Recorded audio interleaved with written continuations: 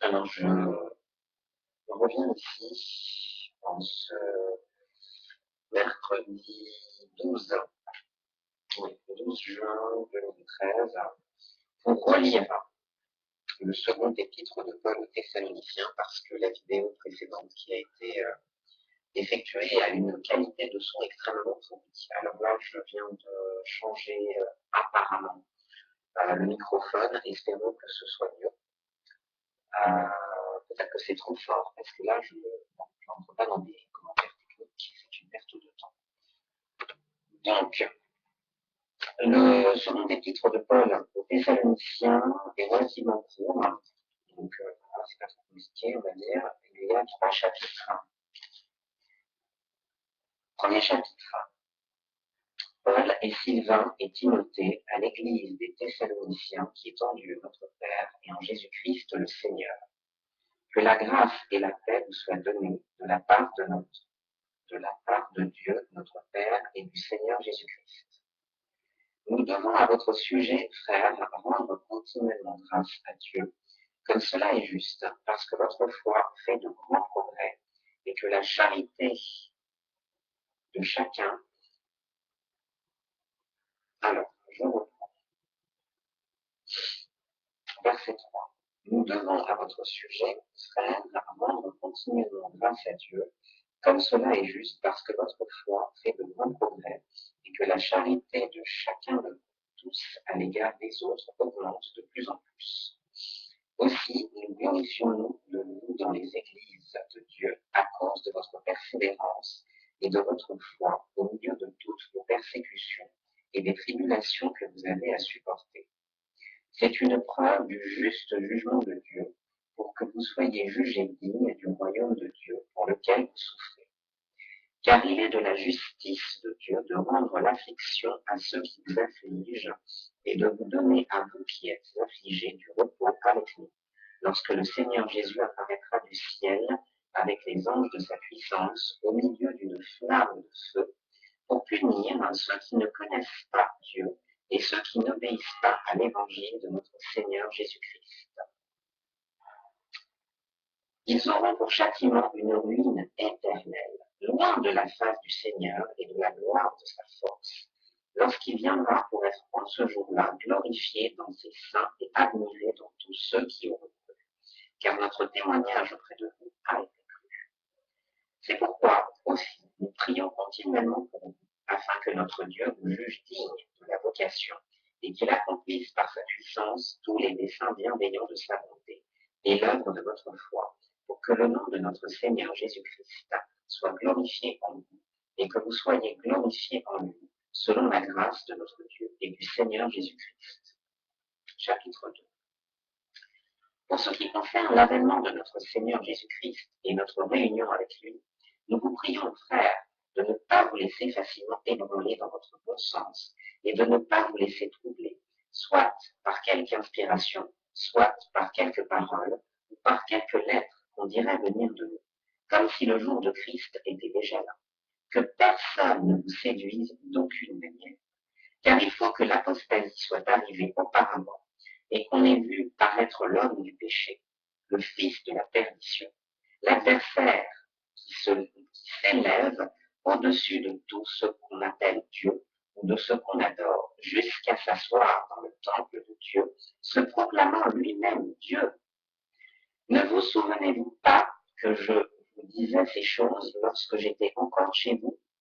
Et maintenant, vous savez ce qui le retient, afin qu'il ne paraisse qu'en son temps. Car le mystère de l'iniquité agit déjà. Il faut seulement que celui qui le retient encore ait disparu. Et alors paraîtra l'impie, que le Seigneur détruira par le souffle de sa bouche, et qu'il anéantira par l'éclat de son avènement. L'apparition de cet impie se fera par la puissance de Satan, avec toutes sortes de miracles, de signes et de prodiges mensongers, et avec toutes les séductions de l'iniquité, pour ceux qui périssent, parce qu'ils n'ont pas reçu l'amour de la vérité pour être sauvés. Aussi, Dieu leur enverra une puissance d'égarement, pour qu'ils croient au mensonge, afin que tous ceux qui n'ont pas cru à la vérité, mais qui ont pris plaisir à l'injustice, soient condamnés. Pour nous, frères bien-aimés du Seigneur, nous devons à votre sujet rendre continuellement grâce à Dieu, parce que Dieu vous a choisi dès le commencement pour le salut, par la sanctification de l'Esprit et par la foi en la vérité. C'est à quoi il vous a appelé par notre évangile pour que vous possédiez la gloire de notre Seigneur Jésus-Christ. Ainsi donc, frères, demeurez fermes et retenez les instructions que vous avez reçues, soit par notre parole, soit par notre lettre, que notre Seigneur Jésus-Christ lui-même et Dieu notre Père, qui nous a aimés et qui nous a donné par sa grâce une consolation éternelle et une bonne espérance, console vos cœurs et vous affermisse en toute bonne œuvre et en toute bonne parole. Chapitre 3, dernier chapitre. Au reste, frères, priez pour nous, afin que la parole du Seigneur se répande et soit glorifiée comme elle l'est chez vous, et afin que nous soyons délivrés des hommes méchants et pervers, car tous n'ont pas la foi. Le Seigneur est fidèle, il vous affermira et vous préservera du malin. Nous avons à votre égard cette confiance dans le Seigneur que vous faites et que vous ferez les choses que nous recommandons. Que le Seigneur dirige vos cœurs vers l'amour de Dieu et vers la patience de Christ.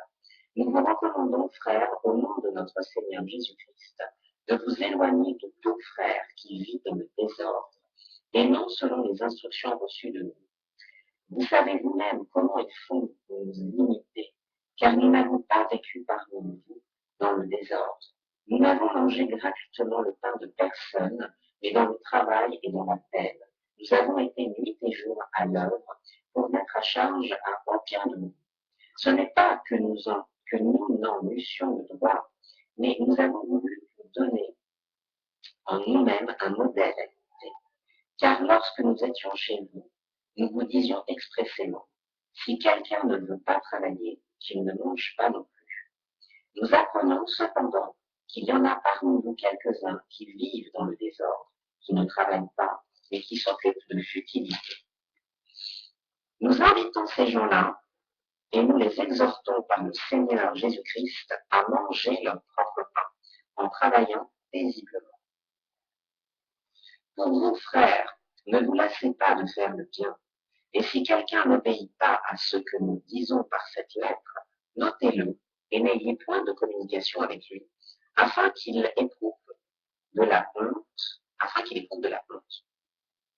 Ne le regardez pas comme un héros, mais avertissez-le comme un frère. Que le Seigneur de la paix vous donne lui-même la paix en tout temps, de toute manière. Que le Seigneur soit avec vous tous. Je vous salue, moi, Paul, de ma propre main. C'est là ma signature dans toutes mes lettres. C'est ainsi que j'écris. Que la grâce de notre Seigneur Jésus-Christ soit avec vous tous. Amen. Très bien. Très bien. Bon, là, j'espère qu'effectivement, le son est meilleur. On va vérifier ça. Voilà, donc, je suis obligé de faire d'attendre déjà que la mise en ligne se soit faite parce que ça prend du temps. Ensuite, pendant la mise en ligne, il faut vérifier certains paramètres. Voilà, parce que je ne souhaite pas, par exemple, que les vidéos de ma chaîne soient intégrées. Je ne souhaite pas informer les abonnés à ma chaîne qu'il y a une nouvelle vidéo. Ça, non. Il y a des gens qui sont abonnés depuis très longtemps et avec qui je ne suis même plus en contact, et des gens avec qui je souhaite ne même plus forcément l'être. Donc, il n'est pas nécessaire d'aller les informer. Voilà. Alors, c'est encore un sujet. Bon, là, de toute façon, à chaque vidéo que je fais et dans laquelle je lis un passage de la Bible, il y a ensuite beaucoup de palabres. Parce que oui, je palabre beaucoup, mais moi-même, parfois, je me rends compte que c'est trop. Et que, du coup, la communication perd du sens. Quand il y a trop, d'ailleurs, le groupe The Police des années 80 l'a bien chanté, et j'adore ce morceau, Too Much Information. Vraiment, c'est l'idée, trop d'informations. Donc, voilà, stop, ça sature. Mais là, il ne parlait plus, je pense, des médias et de la société. Déjà dans les années 80, hein, il y avait un trop d'informations. Trop d'informations tue l'information. Bien. Et quand on parle trop et qu'il y a un mouvement, un flow, comme c'est le cas chez moi et chez d'autres personnes, c'est cette caractéristique, il y a un flow ininterrompu de parole, je pense qu'à un moment donné, l'esprit de la personne ou des personnes en face déconnecte. Et il y a un flou. Il y a un flou. Mais de toute façon, la communication, j'avais lu quelque chose, en tout cas, je me souviens de quelque chose au sujet de la communication, c'est que le fait que nous soyons obligés de passer par le langage pour pouvoir transmettre et recevoir des informations les uns des autres, en fait, il y a une source d'erreur énorme qui intervient. Parce que déjà, nous n'avons pas tous la même base. Même quand nous parlons la même langue, tout le monde n'a pas forcément la même définition pour un même mot employé. Moi-même, qui apprécie les mots, la littérature, etc., mais qui n'est pas forcément orienté mes études dans ce sens, que j'aurais pu et que j'aurais dû le faire, très souvent, comme beaucoup de gens, j'emploie des mots en ayant une idée de la définition, mais en n'étant pas certaine. En plus, il faut que j'arrête de regarder en bas pour que je regarde la caméra. C'est un peu compliqué de regarder un point vert, hein, c'est un peu ridicule. Bon, moi, du coup, je préfère regarder en bas. Voilà, donc déjà, on utilise des mots dont on n'est pas quasiment certain de la définition, et la personne qui reçoit l'information soit connaît, soit ne connaît pas le mot, et quand elle le connaît, même quand elle le connaît, parfois, sa définition n'est pas forcément exactement la bonne définition. Donc tout ça, il y a beaucoup de malentendus possibles. Il y a beaucoup de malentendus possibles. Donc il vaudrait mieux, enfin il serait mieux que nous puissions communiquer sans ouvrir la bouche. Voilà. Directement. Avoir une connaissance directe de ce que l'autre pense. Ce serait mieux. Alors, on peut appeler ça peut-être l'intuition, mais le problème, c'est que nous vivons dans le monde de la dualité. Euh, nous avons chuté dans la matière, nous sommes des esprits, nous avons chuté dans la matière, et dans la matière, la dualité, c'est une chose et son contraire. Donc, nous vivons dans un monde relativement manichéen, spirituellement, en tout cas, d'un point de vue spirituel, soit nous sommes dans l'ombre, soit nous sommes dans la lumière. Voilà. Et j'ai même appris hier, lors d'une de nos réunions d'enseignement biblique, qu'il y a des chrétiens qui sont effectivement engagés, qui sont baptisés également, qui ont reçu des dons et qui les utilisent, mais en tant qu'humains, nous sommes dans le monde, nous ne sommes pas pas prisonniers, c'est pas le mot, mais nous ne sommes pas reclus dans un ashram en Asie, pour les bouddhistes, mais là c'est pas le cas. Nous ne sommes pas enfermés dans une tour d'ivoire.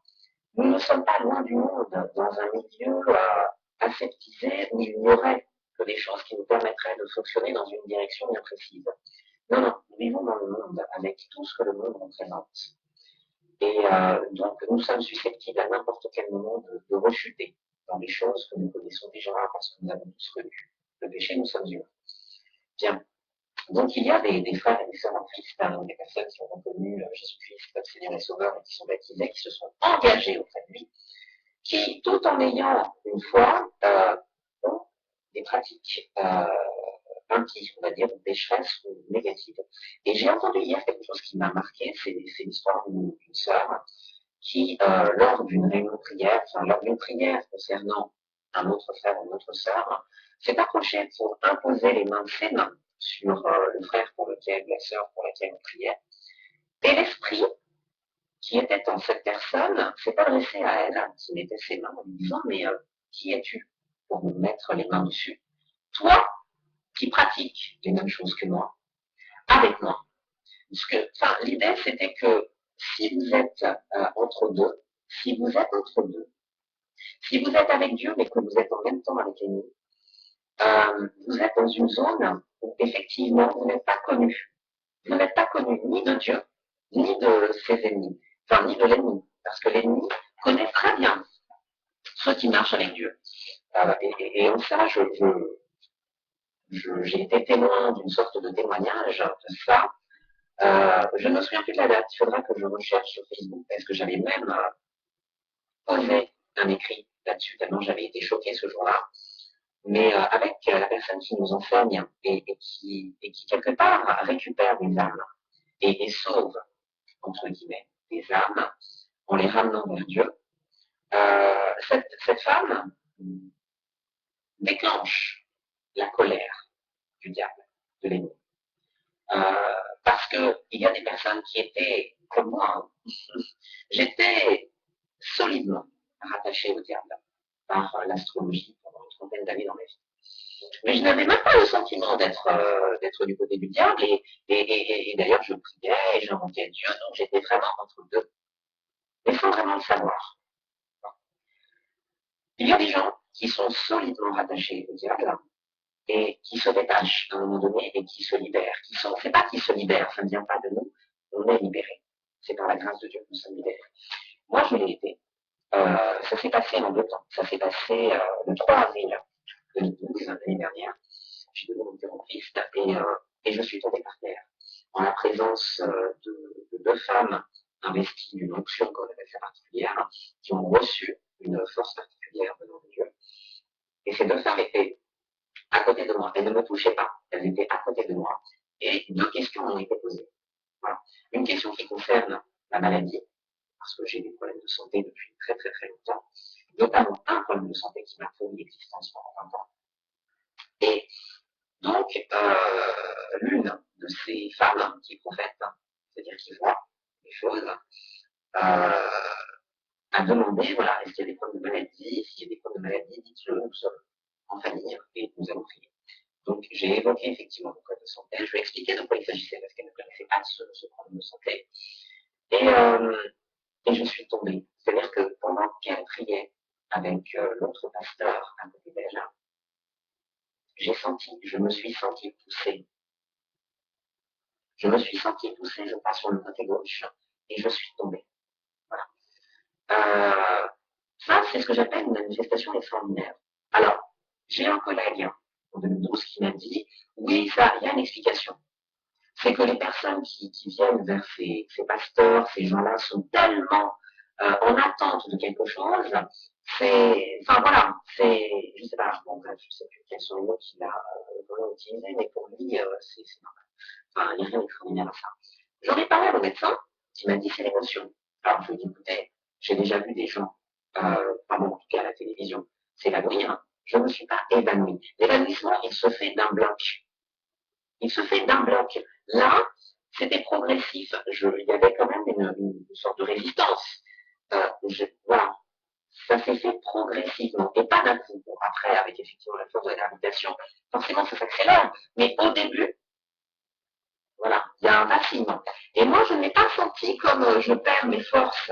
Je n'étais pas inconsciente. Je ne suis pas devenue inconsciente. Je suis restée consciente, mais j'ai été projetée. Voilà. Et la deuxième question qui a été posée par ce prophète, qui doit avoir une onction particulière pour la délivrance, parce que cette femme-là a raconté, nous a vraiment partagé sa vie. C'est une femme qui a été junkie. Moi, quand elle a témoigné et raconté son histoire, j'ai été, en tout cas, ça m'a touché. Cette femme m'a touché. C'est dommage parce qu'elle est, voilà, apparemment, j'essaierai éventuellement de la recontacter, mais vraiment, cette femme m'a touché. Et il fallait que ce soit elle, ce jour-là, qui parle de sa vie, et que ce soit cette vie-là, pour que vraiment je me dise, waouh, c'est dingue, quoi. Et cette femme, vraiment, a été dans la drogue. Elle était vraiment serrée. Elle était scellée. Et elle a été très loin. Elle a été très loin. Et ce que j'ai trouvé magnifique dans son témoignage, c'est que c'est l'amour. C'est la rencontre de l'amour de celui qui est devenu son mari. Et la rencontre de la famille chrétienne de son mari qui l'a sauvée complètement, qui l'a arraché à ça. Et je pense que cette femme, comme elle a vécu l'esclavage de la drogue, a aujourd'hui une puissance particulière pour délivrer les gens qui sont esclaves de quelque chose, qui est une drogue. Et l'astrologie, c'est une drogue, parce que c'est quelque chose que vous ne pouvez plus vivre sans. Ça devient un, comment on appelle ça, un prisme, peut-être, mais c'est pas le mot. On voit le monde à travers un prisme bien particulier ou un filtre qui s'appelle l'astrologie. Tout doit passer par ce filtre. Vous ne pouvez pas observer le monde en dehors de ces codes qui sont reliés à l'astrologie. Vous enfermez les gens dans des signes, vous enfermez les gens dans une carte, vous enfermez les gens et vous vous enfermez en même temps. C'est très particulier. Alors oui, il y a différents types de caractères. C'est une forme de psychologie, l'astrologie. Bien sûr qu'il y a différents types d'individus sur Terre et qu'on peut faire des catégories. Maintenant, l'astrologie est dangereuse. En plus, elle laisserait entendre qu'à partir d'une carte de naissance, d'une date de naissance, on peut prévoir à l'avance la vie, grosso modo, d'un individu. Non, non, non, non, non, non, faut arrêter. Mais c'est vrai que ce qui est très troublant, c'est qu'il y a des choses qui sont réelles. Et ma sœur m'avait dit, l'ennemi qui a été très proche de Dieu, qui était le plus beau des anges, celui que Dieu préférait, l'ennemi connaît la Bible parfaitement. Il connaît la parole de Dieu parfaitement. Il est au top. Donc, il a accès à la vérité. Il connaît la vérité. Donc, il peut nous en donner des morceaux. Donc, avec l'astrologie, il nous donne des choses réelles à voir sur une personne, sur des gens. Sauf que lui, il n'est pas là pour le bien. Il est là pour la destruction. Et en plus, au départ, le défi qu'il a lancé à Dieu, c'est tu verras l'être humain que tu as créé, que tu aimes tellement, que tu as même placé au-dessus de nous, ange, que tu as créé avant. Je vais te démontrer que cette créature que tu as vue là, eh bien, elle va se détourner de toi. Elle va te renier. Voilà la base de son défi, je crois. Alors, c'est à vérifier, hein, parce que je n'ai pas lu encore la Bible en entier. Mais c'est mon interprétation d'un ensemble de choses. Au-delà du fait que, comme il était dans une forme d'excellence, il a voulu, avec le libre arbitre, se dire, mais je suis comme Dieu, je suis aussi bon que lui, je peux faire comme lui, je peux être comme lui, je dois être lui, je veux prendre sa place. Voilà. Il s'est pris pour Dieu. Et ça, c'est un défaut que l'on retrouve beaucoup chez les êtres humains, l'inflation spirituelle, l'orgueil, le sentiment qu'on est au-dessus, le complexe d'infériorité, voilà. Tout ça, ce sont des caractéristiques que l'on retrouve chez beaucoup d'êtres humains. Et c'est pour ça que l'humilité, qui est le corollaire, j'ai presque envie de dire, le fait de savoir qu'on n'est pas au top, même si on a des capacités, etc., on n'est pas au top. Et que si on est dans une forme d'excellence, c'est parce que Dieu l'a bien voulu et que nous sommes fils de Dieu. Mais en tous les cas, se glorifier soi-même et se mettre sur un piédestal, c'est très dangereux. C'est très très dangereux. Voilà. C'est très très dangereux. Je crois que j'ai perdu le fil parce que là, je parle beaucoup et voilà. Mais en tous les cas, j'essaie de revenir. Parce que j'ai parlé de Satan, de l'ennemi. Je ne sais plus de quoi je parle, c'est grave. Non mais là c'est grave. Aussi, il faut que j'envoie des preuves de santé parce que la mémoire, elle est, à force de prendre des traitements médicamenteux, etc., de certains médicaments, on détruit sa mémoire. De quoi j'ai parlé? Je suis partie de quoi pour en arriver là? Oui, voilà, allez. Ok. Donc, j'ai été reliée, voilà, par l'astrologie très très très puissamment. Très puissamment. Je donnais la main à l'ennemi, je marchais avec lui, j'étais avec lui. Clair. Et en même temps, je pensais être avec Dieu. Mais j'étais pas avec Dieu. Et le problème, c'est que ce qui a été dit hier, c'est qu'une personne qui est chrétienne, qui veut agir et qui agit pour Dieu, l'imposition des mains, ce n'est pas rien. L'imposition des mains, faites très attention parce que on peut transmettre des choses très négatives à la personne à qui on impose les mains. Si on est soi-même encore vautré dans la forge, et si on se forge, non, si on se répète régulièrement dans ce qui est du domaine du péché, on peut être dévoilé. C'est-à-dire que vous pouvez vous taper une honte extraordinaire parce que vous prétendez faire quelque chose pour Dieu et vous pouvez être confronté à un esprit qui va dévoiler le fait que vous êtes toujours en lien avec l'ennemi.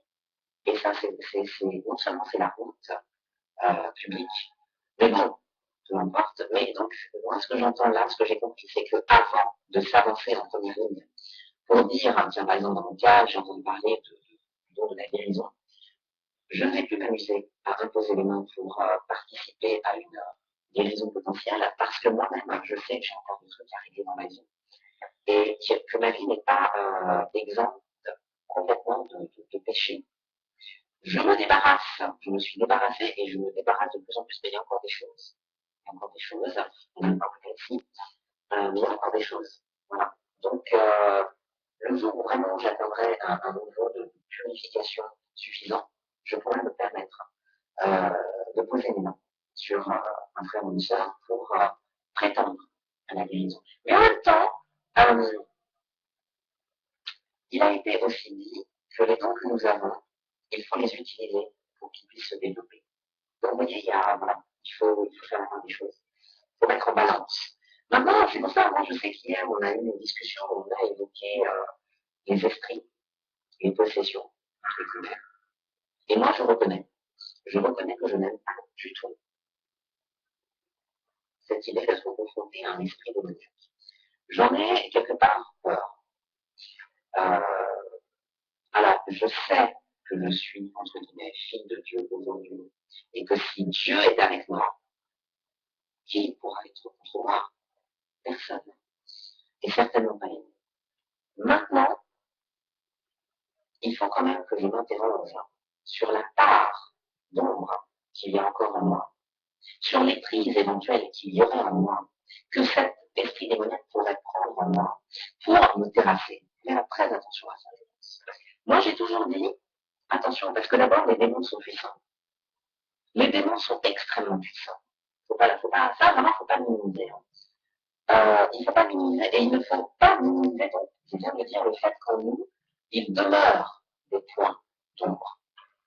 Et que nous travaillons certes à les dégager, mais qu'il en demeure encore. Et que ce sont des crises. Et qu'il faut faire très attention. Et qu'il faut vraiment, si on va au-devant d'un esprit démoniaque, il faut vraiment que ce soit Dieu qui vous y envoie. Parce que si c'est lui qui vous y envoie, il n'y a pas de souci. Mais si ce n'est pas lui qui vous y envoie, attention.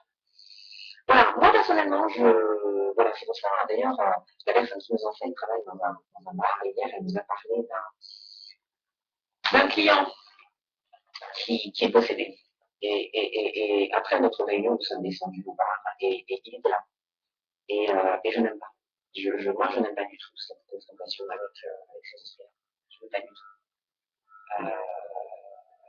Je n'aime pas du tout. Et j'ai déjà été confronté, voilà, c'est ça que je voulais dire. Nous avons pris un tramway, il faudra que je retrouve la date, c'est ça que je disais. Nous avons pris un tramway avec la personne qui nous enseigne cette année, je ne sais plus en quel mois. Et il s'est passé quelque chose d'étrange dans ce tramway, il y a eu une attaque, ce qu'on appelle une attaque, il y a eu une agression qui est tombée sur la nuit de celle qui nous enseigne. C'est-à-dire que cette personne, cet homme, a balancé cette jeune femme par terre. Voilà. Et celle qui nous enseigne a été vraiment choquée et m'a dit, mais ça, pourquoi c'est ça? Et cette personne m'a regardé droit dans les yeux, je crois. Enfin, j'étais pas là, moi j'étais beaucoup plus loin. Je suis rentrée heureusement beaucoup plus loin. Je dis heureusement parce que je sais qu'en moi il y a encore des résidus de colère et que la colère n'est pas bonne. Parce que la colère, et que j'ai un côté martial et que moi je peux très vite répondre à l'agression par l'agression. Et le problème c'est que là, si on est confronté effectivement à des démons et à des esprits, il faut faire très attention. Et heureusement donc que moi je suis montré beaucoup plus loin et que je n'étais pas à proximité de cette personne, mais que j'ai aperçu après et j'ai senti un malaise terrible parce que ce gars avait un regard. Vraiment, je ne le sentais pas, je ne voulais même pas quand on est descendu du tramway au terminus. J'avais une inquiétude, c'était de le croiser. Vraiment. Et ce gars-là a donc répondu, quand il lui a été demandé, mais c'est pas qu'est-ce que vous faites? Il a tutoyé. Et il a dit, tu sais très bien. Et donc là, l'idée, c'est, quand vous êtes un ouvrier qui travaille avec Dieu, Dieu vous connaît bien sûr, il vous reconnaît, il vous connaît, mais l'ennemi vous connaît aussi. Et là, il s'agissait de l'ennemi qui a dit, je te connais. Enfin non, tu sais, je te tutoie, je te connais, tu m'es familière, hein, je sais qui tu es. Voilà. Et donc, effectivement, il était en colère, il a voulu certainement faire peur, et ça a permis à celle qui nous enseigne de réaliser qu'elle s'était un peu assoupie, quelque part. Elle était moins en alerte, et que non, il faut effectivement rester quand même en alerte, sans mettre dans la paranoïa, mais il faut rester vigilant. Voilà. Parce que le combat est spirituel et qu'à partir du moment où euh, on arrache des mains de l'ennemi des âmes qu'il avait sous son joug, ça ne va pas lui plaire. Et il va éventuellement tenter de nous atteindre. Il faut le savoir. Si vous êtes avec lui, c'est acquis, donc vous êtes tranquille. Mais si vous travaillez contre lui, il va venir effectivement essayer de vous atteindre pour que vous arrêtiez. Voilà. Donc il faut faire très très attention. Il faut faire très attention. Faire très attention. Maintenant, moi vraiment, je reviens sur là par rapport à ce que j'ai lu. Je m'interroge et là, bon, il faut que j'appelle, que j'envoie un message au pasteur Gilbert, qui est de retour à Paris et qui m'a laissé un message hier en me disant je suis de retour à Paris, on va retrouver un moment effectivement pour se voir. J'ai besoin qu'on se pose, pas seulement par rapport à ce que je lui avais évoqué au départ, parce que voilà, parce que ça passe et que oui, on peut être agacé par quelqu'un à un moment donné, mais moi, ce qui est sûr, c'est que j'aime cette personne. C'est quelqu'un vraiment, oui, je l'aime, c'est quelqu'un que j'aime. Fondamentalement, je n'ai pas de haine contre ma sœur du tout. Je l'aime et je la trouve belle. Et je lui ai dit encore hier, parce qu'elle est enceinte, et je lui disais, tu es belle. Même si tu te trouves ronde, etc., même si tu es ronde, moi je te trouve belle. Et je la trouve très belle. Elle avait mis une petite robe noire hier, mais cette femme est belle. Voilà. Elle est belle, elle est vraiment belle. Mais c'est pas parce qu'elle est belle que je l'aime. C'est parce que voilà, elle a cette sagesse, elle a cette connaissance de la parole de la Bible. Elle a cette volonté vraiment de servir Dieu et elle est jusqu'au boutiste. C'est-à-dire, bon, c'est vrai que ça peut sembler exagéré, mais c'est jusqu'au sacrifice. Même si je suis fatiguée, même si hier je me suis couchée à 3 heures du matin, aujourd'hui il fallait que je me lève à 6 heures, jusqu'au bout. Je tiens un commerce avec mon mari, c'est exigeant, on doit être présent, mais en même temps je prends le temps de vous enseigner et en même temps s'il y a besoin de ci ou ça, je suis là. Quoi qu'il arrive, même si effectivement je vois que c'est un peu moins les enfants parce que Dieu passe en première ligne et la famille passe après. C'est vrai que c'est difficile à entendre parce que pour les êtres humains, la famille passe avant tout. Mais en même temps, il y a cette idée que à partir du moment où Dieu est la première place dans notre vie et qu'on le cherche lui en priorité, tout ce que nous souhaitons nous sera donné. Et moi, ce que je vois, c'est un peu ça. C'est que depuis que je me suis baptisée cette année le 10 mars, et depuis que j'avance, plus concrètement même avec lui, parce que la parole, je la lis, et je la lis même de façon publique. Voilà. Et c'est pas seulement pour les autres, c'est aussi pour moi, parce que je peux, si j'en ai envie, réécouter une vidéo et voilà. Et ce que j'ai déjà lu, ce qui m'a déjà travaillé une fois, je le retrouve en l'écoutant. Je n'ai pas l'obligation de refaire l'effort. Je fais l'effort de l'écoute. Pas l'effort de la lecture, l'effort de l'écoute. Mais en tout cas, je pense que la lecture, il faut l'avoir faite par soi-même une première fois parce qu'elle nous travaille d'une manière irremplaçable. Irremplaçable. L'écoute de la Bible n'a pas le même impact, selon moi, que la lecture de la Bible. Mais bon, tiens d'ailleurs, cet après-midi, je vais aller à la librairie chrétienne qui est peut-être chez moi, CLC, pour regarder le prix des Bibles, des grandes Bibles, parce que je vais m'acheter une grande Bible. Pas maintenant, sûrement à la fin du mois. Voilà. Je vais m'acheter une grande Bible, parce que la lecture est quand même plus facile quand les caractères sont plus gros. Parce que là, les petites Bibles, même si celle-là est magnifique et que je l'adore, je l'adore. Vraiment plus j'aime la couleur, elle est à l'image du Valverde, verte. Et en plus, la matière, vraiment, j'adore la toucher. C'en est même sensuel. Voilà. Donc, je vais regarder le prix des grandes Bibles. Puis je vais regarder aussi d'autres choses. Je crois que j'ai envie de m'acheter un petit signe, un petit symbole discret. Pas forcément la croix. Alors, moi, moi, j'hésite entre le poisson et la colombe. Je préfère la colombe, je pense. Mais j'ai envie de m'acheter un petit truc que je pourrais mettre sur moi, un bonnet, et qui représente la colombe de la paix. Voilà. Et voir une croix, mais la croix, je la vois pas. Tiens, je la porte pas. Parfois, je ne sais pas. Comment ça se fait j'ai une. Ah, et d'ailleurs, je dois changer, en fait. J'ai deux bagues à mes mains. J'en ai une qui symbolise le lien éternel que j'ai avec mon fils à la main gauche. Et j'ai une autre bague qui est mon lien au Christ, à Dieu. Béni, une croix. Voilà. Mais je vais peut-être changer, en fait, les polarités, parce que la main gauche est celle, effectivement, du mariage en général. Et je dirais, je suis mariée au Christ. Je ne suis pas mariée à mon fils, je suis mariée au Christ. Par contre, en mettant la bague qui m'envoie mon fils à l'endroit, le côté droit du corps est lié à l'aspect maternel. Voilà, là oui. Donc je vais le faire, je vais aller dans la salle de bain après avoir fait cette vidéo, je vais mettre du savon, parce que là elle est bien enlevée, et je vais changer les polarités. Mais en tous les cas, oui, il y a toujours cette question qui m'interroge concernant le conseil qui peut être donné de s'éloigner d'une personne qui vit dans le désordre, donc qui vit dans le péché. Et je me demande si ça n'est pas lié alors à la fois à la force que le diable déploie pour induire en erreur le peuple de Dieu. Je pense qu'au moment où effectivement, et je veux pas que ce sera à la fin de la course, c'est-à-dire quand on arrivera vraiment dans les derniers temps, que le diable va rôder de façon beaucoup plus forte. D'ailleurs, hier, on a évoqué le fait qu'en fin d'année, il semble qu'il y ait davantage de morts, de drames sur la route, des choses comme ça, en fin d'année. Moi, j'ai été étonnée parce que je dis, pour moi, la fin de l'année, mais c'est parce que je suis chrétienne, pour moi, la fin de l'année, aux alentours de Noël, pour moi, c'est une période de grâce. Je sens la grâce dans l'air. Voilà.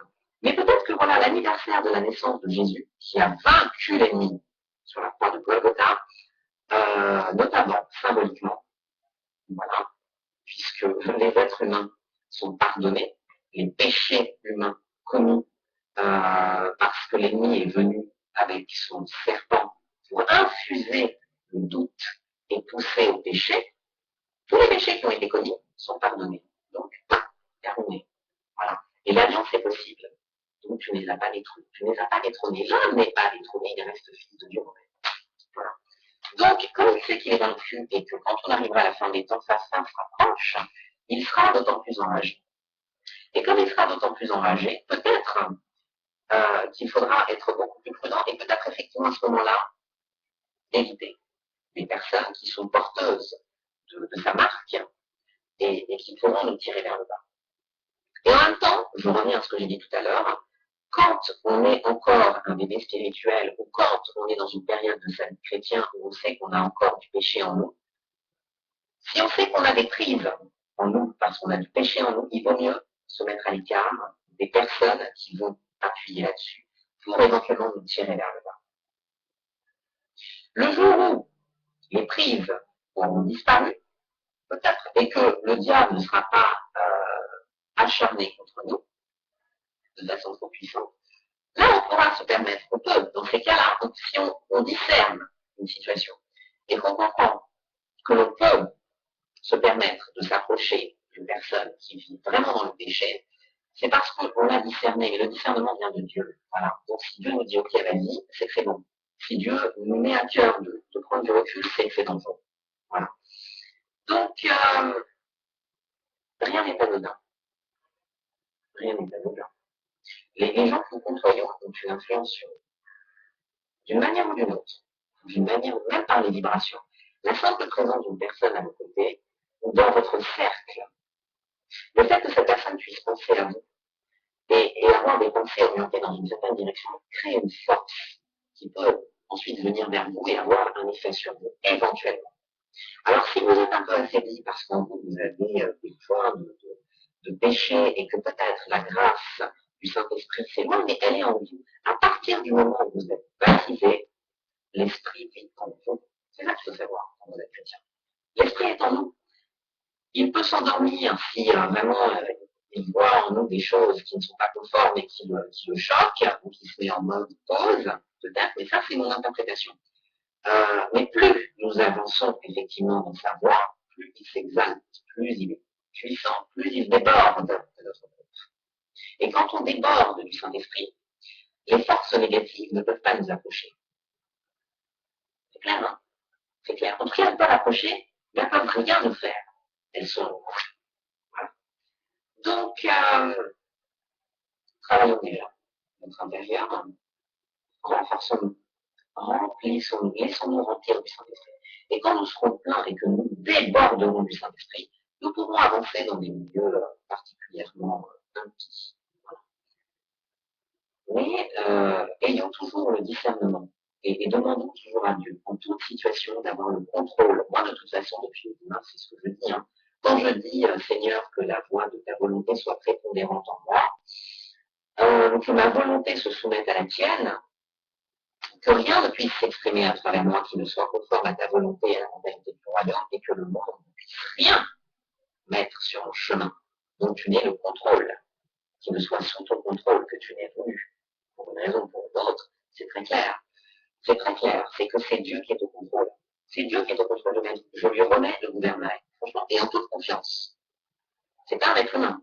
Je n'aurai aucunement confiance à remettre le gouvernail de ma vie à un être humain. C'est bien pour ça que, pour les chrétiens qui se détournent de Dieu et qui décident à un moment donné, comme certains même qui se sont baptisés, je pense à une personne qui s'est baptisée le même jour que moi, dans la même eau, en plus, et qui s'est détournée de Dieu là très rapidement pour l'amour d'un homme avec qui elle a couché. Bon, on est tous, moi-même ça aurait pu m'arriver, ça peut arriver à n'importe qui, de rechuter, de chuter.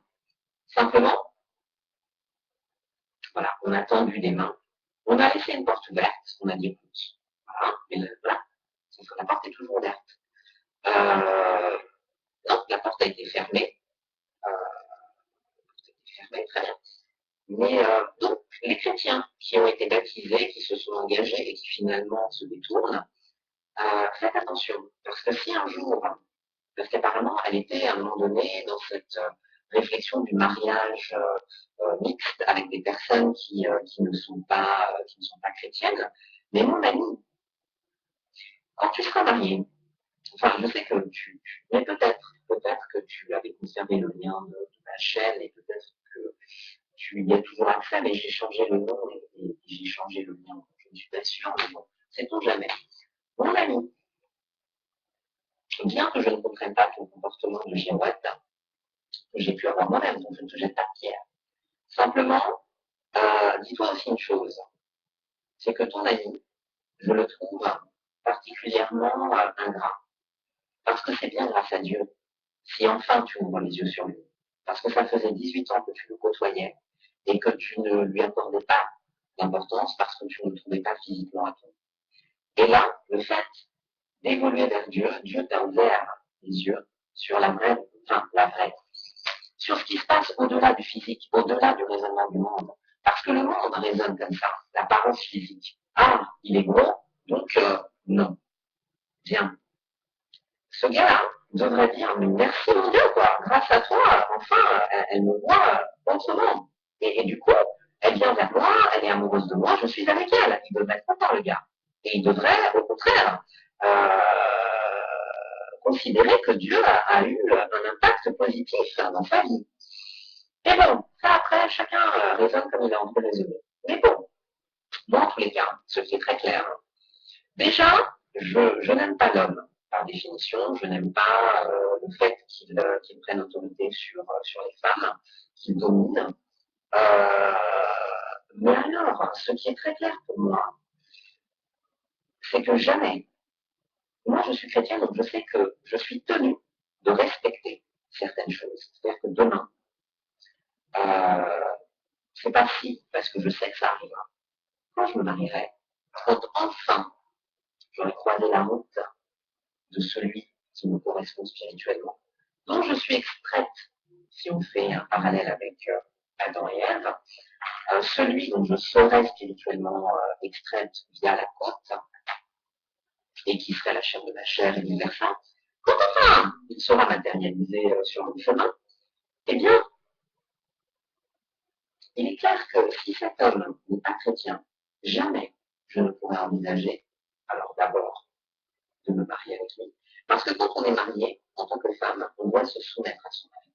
Et moi, je ne pourrais jamais me soumettre à quelqu'un qui n'est pas sous l'autorité de Dieu. Parce que si on n'est pas sous l'autorité de Dieu, ça veut dire qu'on est sous sa propre autorité. Et donc, on est sous l'autorité de démon. Voilà. Et c'est donc quelqu'un qui peut être influencé par le diable beaucoup plus facilement que n'importe qui. Un chrétien déjà peut l'être. Mais le chrétien travaille, tend vers quelque chose. Il aspire effectivement à respecter les règlements de Dieu. Donc, il pourra toujours, et il acceptera d'entendre ce que Dieu lui dit, ce que les frères et sœurs lui disent, ce qu'un pasteur lui dit. Et quand il y a un problème dans un couple, l'homme est sous l'autorité de Dieu. Et ensuite, effectivement, la femme est sous l'autorité de son mari. Mais comme le mari est sous l'autorité de Dieu, en fait, la femme est sous l'autorité de Dieu. Donc voilà, il n'y a pas de souci. Moi, je n'ai pas de problème avec le fait d'être soumise à un homme à partir du moment où il est soumis à Dieu. Parce que voilà, je sais que Dieu est juste et bon. Et que ce que Dieu veut est positif. Voilà. Mais un homme qui n'est pas soumis à la loi de Dieu et qui est donc dans le monde, et le gars, il pourra faire des choses en fonction de lui-même, en fonction de ses envies, de ses désirs, du diable, de n'importe quoi. Et il vous fera subir ça. Et moi, comme je serai tenue, parce que j'ai la foi, une fois mariée, effectivement, de me soumettre à ces décisions, même si elles sont complètement non conformes, là, je serai très emmerdée. Donc, vraiment, la chrétienne qui se marie avec quelqu'un qui n'est pas chrétien, alors là, c'est risque et péril. Mais à mon avis, c'est quelqu'un qui va souffrir énormément. Bien.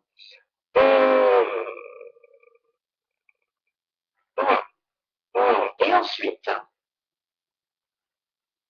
oui, je crois vraiment qu'il faut avoir un peu de bon sens à un moment donné. Et puis de toute façon, on ne peut pas non plus cohabiter au quotidien avec quelqu'un qui va vous parler de Dieu en permanence, etc., quand on n'est pas là-dedans. Alors, c'est un côté qui peut ressembler à un côté sectaire, mais il y a des choses qu'on ne peut pas mélanger. Enfin, je veux dire, il faut rester sérieux. Voilà. Donc ça, en tout cas, c'est une chose qui est relativement claire. Maintenant, moi, me concernant, je suis arrivé à un stade où je m'en fous. C'est-à-dire que je me dis, oui, j'ai du boulot. J'ai la Bible à avancer. J'ai des enseignements, effectivement, à traverser. Voilà. J'ai des choses à faire. J'ai des choses à faire dans la vie privée aussi. Je n'ai pas, enfin, c'est peut-être pas effectivement le moment pour moi d'investir dans une relation et que la personne concernée arrive maintenant. Je fais un parallèle avec l'ami d'un homme qui va se rencontrer et qui lui impose quelque part un temps, ce qui lui dit j'ai besoin d'un temps seul avec Dieu. Et en même temps, ça se comprend. Oui, ça se comprend. Je pense même à mon propre frère qui, lui, avant de vivre avec sa chérie, veut vivre seul. Il veut au moins un an vivre tout seul. Voilà, il a vécu avec ses parents, il a vécu avec sa mère, après il a vécu avec son père et sa sœur, après il a vécu avec sa sœur, maintenant il veut vivre seul au moins un an avant de s'engager avec sa chérie. Bien. Oui, c'est important de passer du temps seul aussi. Donc voilà. Bon, là il est quoi? Ça fait 48 minutes de vidéo. Hum. Alors là, j'ai évoqué seulement les souvenirs que j'ai de la réunion qu'on a traversée hier. Mais il y a vraiment des choses qu'il faudra que je partage par vidéo parce que ce sont des enseignements de très bonne qualité. Je l'ai déjà évoqué une fois. Ce sont des enseignements qui sont même reconnus par des pasteurs qui sont des professionnels. Ce sont des enseignements qui intriguent certains pasteurs parce que vraiment, voilà, ils y trouvent quelque chose de novateur, quelque chose de frais, entre guillemets. C'est le terme employé par ceux qui nous enseignent.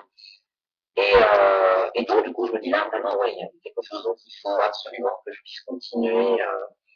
D'ailleurs, tout à l'heure, à 17h, nous avons un enseignement, je ne sais pas s'il s'agit encore du mariage. Très bien. Nous en aurons un prochain sur la repentance, repentir, du mal, du péché. Très bien. Les dons spirituels, les 5 ministères, il faudra avancer aussi plus tard. Avançons. Avançons et vraiment, Bon, là, moi, je sais qu'hier, j'ai eu un rendez-vous important qui s'est très bien passé. Alors là, vraiment, je me dis, Seigneur, c'est incroyable. Autant le 29 mai, alors là, extraordinaire, nouvelle personne dans l'univers où nous étions depuis 4 ans, la personne a une attitude extrêmement positive, très bien. Alors là, vraiment, gloire à cette femme. Et là, je rencontre hier un homme qui remplace aussi celle qui m'avait reçue en 2010.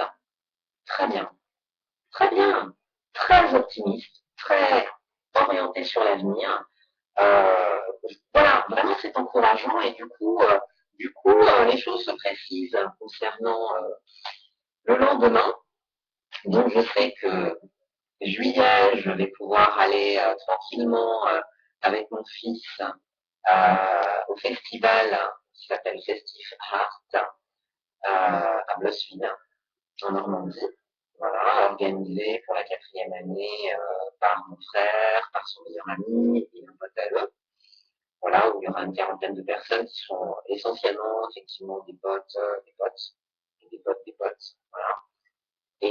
Et donc, il y aura des jeux, plein d'activités, plein d'animations. Bon, évidemment, on va dormir dans 2 jours, c'est un week-end sous des tentes, donc ça va être un peu route. Mais très bien, c'est la première année où je vais y aller avec mon fils en plus. Donc ça va être bien. Je pense que ça va être un très bon moment. Je sais que les potes de mon frère, Jacques, je le connais, j'aime beaucoup. Voilà. C'est vraiment un gars bien. Il y a d'autres potes de mon frère que j'avais rencontrés avant la naissance de mon fils en 2003. Et ouais, franchement, bon esprit, c'est vraiment l'esprit communautaire. C'est un esprit qui fonctionne c'est une sorte de tribu. Voilà, c'est des potes qui se connaissent depuis très longtemps, qui ont une trentaine d'années aujourd'hui. Euh, ah, mon frère a déjà 37 ans, c'est incroyable. Et enfin, voilà, ils se connaissent depuis le collège, donc ils avaient quoi, 13 ans, ça fait plus de 20 ans, quoi. C'est des potes de 20 ans. C'est des potes de 20 ans qui se suivent, enfin voilà, qui ont des chéris, qui ont des copains, qui ont des enfants, et ça c'est magnifique, je trouve ça vachement. Et j'aime beaucoup l'esprit de la tribu de mon frère. Et il est très bien là, on va se retrouver, enfin, très très très bien. Voilà, vraiment très bien. Donc juillet, on part, l'espace d'un week-end. Ensuite, je pense qu'on ira. En fait, je me suis pas trop, euh, mais je vais m'en occuper là. On va partir, je pense, effectivement en Normandie. De toute façon, on sera pas très loin, donc on va y sur ce qui est direct après. On va aller en Normandie dans la maison de notre père pour déjà parce qu'il y a des trucs qu'on voudrait y faire comme ouvrir l'accès aux gens qui vont venir relever les compteurs d'électricité, etc., etc. Ensuite, et puis de toute façon, mais on va aller au camping. Je vais appeler, j'ai plus son numéro parce que j'arrête pas de faire mes portables. Ou alors il faut absolument que j'aille aujourd'hui. Alors, je vais pas trop parler parce que ça va prendre beaucoup de temps. Mais, soit je vais dans un magasin Orange et je leur explique que j'ai été cliente, que j'ai écrit, ça fait au moins 2 semaines, 3 semaines peut-être, au service client dont on m'a donné les coordonnées. J'ai pas reçu de réponse pour avoir le code de déverrouillage de mon ancien portable. Mais dans ce portable, j'ai le numéro du responsable Pascal, le responsable, mais je peux appeler, j'ai le numéro sur Internet, je vais l'appeler. Je vais l'appeler, je vais lui demander si on peut. Ah ouais, mais je suis pas sûr qu'il y ait des mobilos. Faut voir. Bon, s'il y a un mobilo, je vais lui demander s'il y a moyen de réserver. Mais en fait, c'est même pas ça. C'est qu'en fait, le truc, c'est qu'on a un toit sur la tête avec la maison. Le truc, c'est qu'après, voilà, l'eau, on n'a pas réouvert l'eau, parce que moi, je vais pas prendre à ma charge l'électricité plus l'eau, alors on n'y va pas si souvent que ça. Je pensais pouvoir y aller une fois par mois minimum. Et dans les fêtes, non, ça s'est pas fait. Cette année, j'y ai pas encore été, donc là, on va y aller pour la première fois.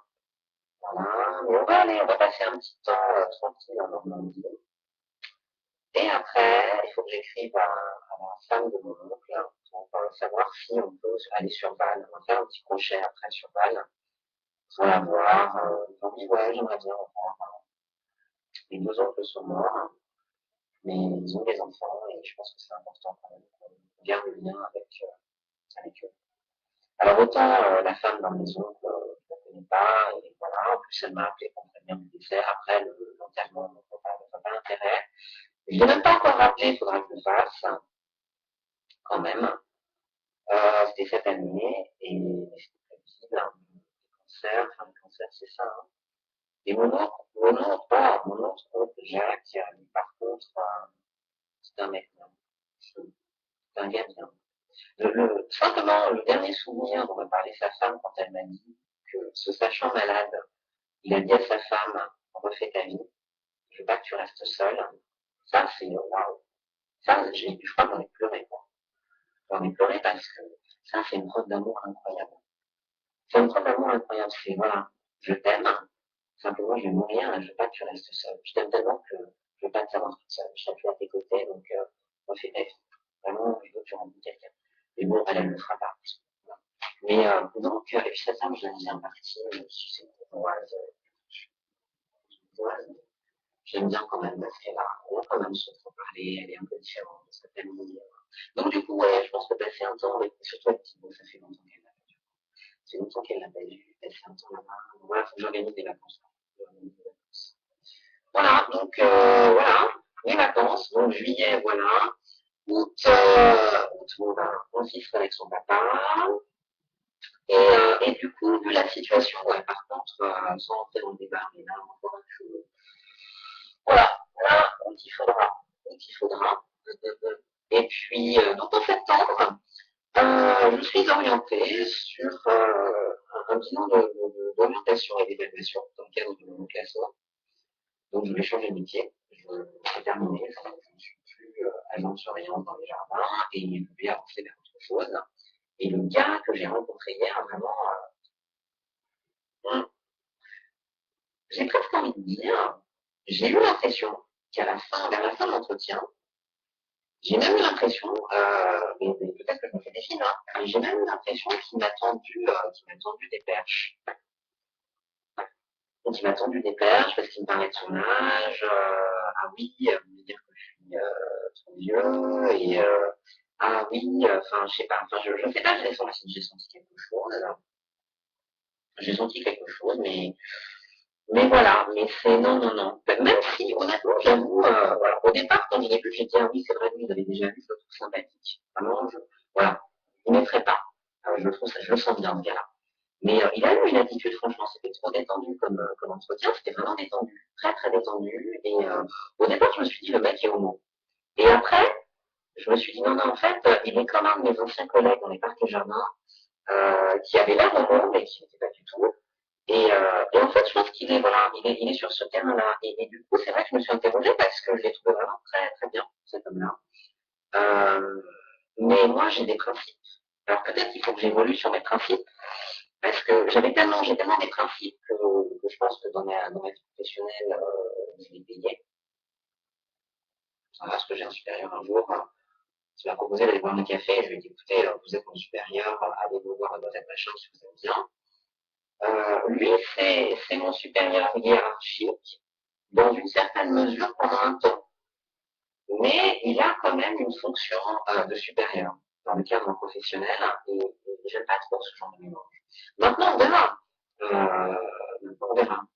Je ne sais pas si je serai amené à le revoir. Je vais juste envoyer, parce que apparemment il n'avait pas mon CV et puis il m'a proposé de l'envoyer par mail, son mail professionnel. Voilà, mais non, non, non, non, non. Non, non, non, non. Mais en même temps, why not? Bon, bref, allez, on verra. De toute façon, la question est toujours la même. Je pense pas que ce gars-là soit chrétien, et je pense j'en sais rien en même temps. Et je sais pas. Je sais pas. Voilà. Allez, hop, il est quelle heure? Il est 11h23. On va envisager d'aller manger à la cantine. Voilà, en espérant ne pas croiser trop d'abrutis. Et